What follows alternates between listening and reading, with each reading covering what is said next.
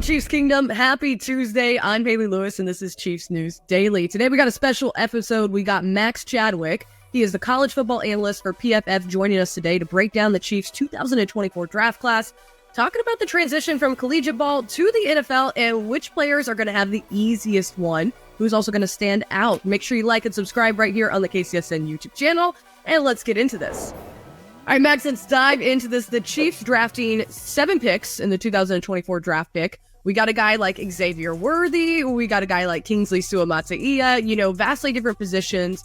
And I kind of want to work through with you, since you're the college guy. You know what it takes to not only play at the collegiate level, but that transition to the NFL is just so tricky. So when you look at a guy like Worthy, how much of an impact right off the bat do you expect a guy like him, going from a school like Texas to now a franchise like the Chiefs? I think it'll be a pretty big impact. Honestly, I think, obviously took him in the first round of the draft, number 28 overall. So they obviously have big plans for him. And with the whole Rashee Rice situation playing out, how nobody really knows whether or not he'll be suspended or for how long, if he will be suspended. So I think there's a really good chance that Xavier Worthy, along with Hollywood Brown, who's always been kind of banged up in his career, could make a huge impact for Kansas City. And, they've always been kind of looking for that speedy threat after losing Tyreek Hill or trading away Tyreek Hill to the Dolphins. They got exactly that in Xavier Worthy, who broke the 40-yard dash record running a 4.21. So he is a deep threat, and he is a guy that I think Patrick Mahomes is going to love throwing the deep ball to. He can actually offer a lot more after the catch than you might expect for a player his size. He does have to put on a little bit more strength, though. And I think he does struggle with drops at times, when I know has played Kansas City in the past in that receiver room. But he's going to be a dangerous playmaker in Kansas City pretty much from day one, in my opinion. Yeah, Max, that's a very sensitive word here, saying drop. You're going to trigger a lot of people. We don't definitely want to see any kind of repeat of that this coming season. But when, maybe watching him, obviously the Chiefs had to watch him in a very detailed perspective, getting him so high in the draft, making that trade with none other than the Bills, which is so ironic. But to see him do what he did at Texas, Sarkisian was talking about him and a lot of his ability. Do you think any type of his game needs to change to better suit what he's going to do in the NFL? Do you think there's any aspect of his game that he needs to be more critical of? Yeah, I think the one thing, I think the drops were an issue, and I think really it just comes down to physicality with him. I think he's a really, really light receiver. He's 172 pounds, you checked in at. So I think that plays into it a little bit, right? He's not going to go up and win contested catch situations all that much. He's not going to be a very, very strong receiver in terms of getting off press coverage. Now, he does have the quicks and the acceleration and the speed, obviously, to get off press coverage and beat the corner if he does.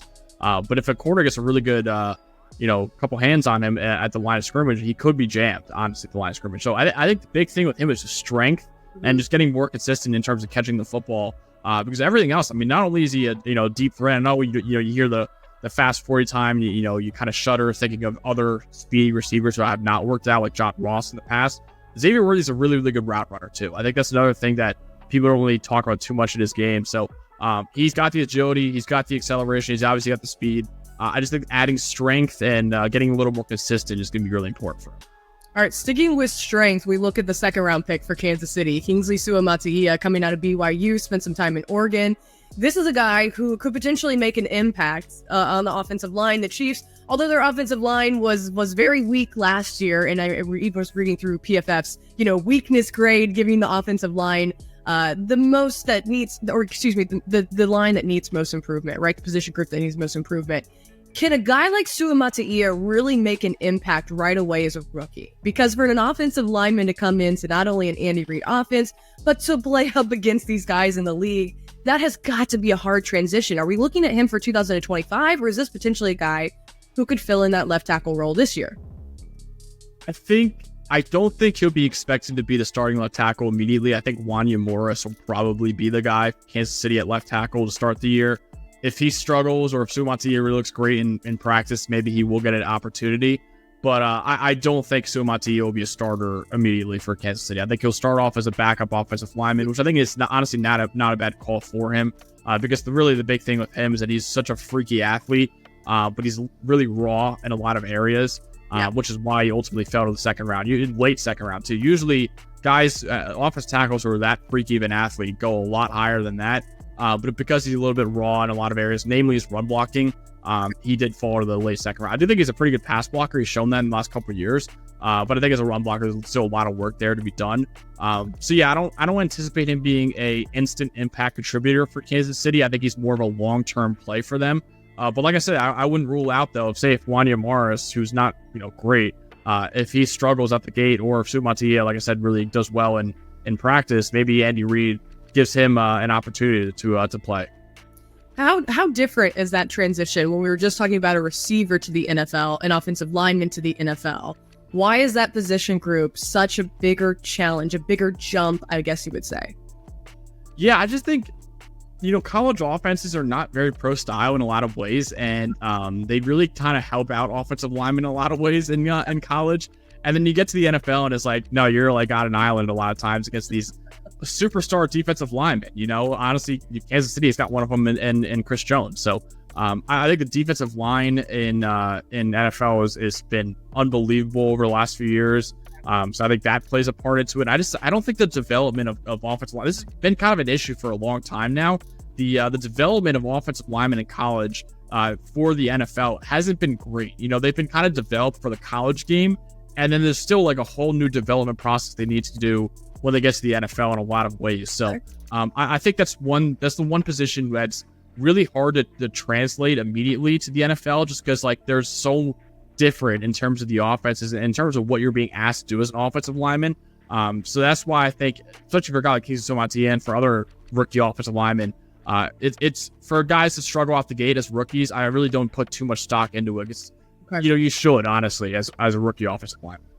Let's stick on the offensive side of the ball. You look at a guy like Jared Wiley coming out of TCU. We know he's not Travis Kelce. We know that he's going to take a very long time if he were ever to even touch on what Travis Kelce has done in his career. But this is a guy who comes in and can potentially bolster up the tight end position. Kelce, as we all know, he's getting older. It just happens. It's life. He's already played a phenomenal career in the league, but one day he's not going to be a Kansas City Chief, although no one wants to hear that. Is Jared Wiley a guy who could potentially make up some of that production? I'm not saying they said this, with Noah Gray a couple years ago. He's no Travis Kelce, but what can he do potentially in the league to help the Chiefs one day inevitably replace Kelce?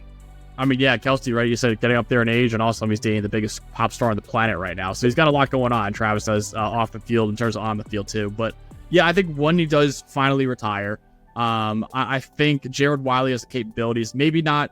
I think he's more of a guy that I would anticipate being a rotational tight end, like a guy who could fit in a rotation rather than a true number one tight end.